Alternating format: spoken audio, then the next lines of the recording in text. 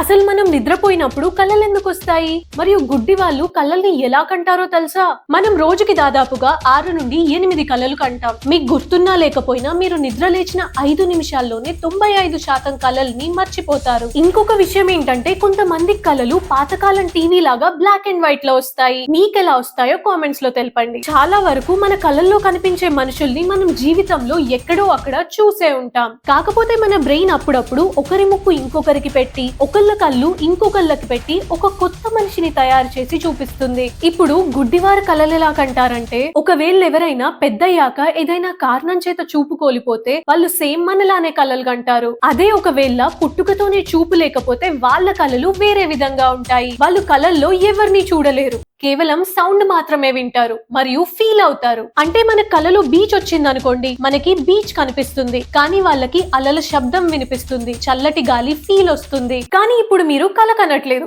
So subscribe చేసుకోండి.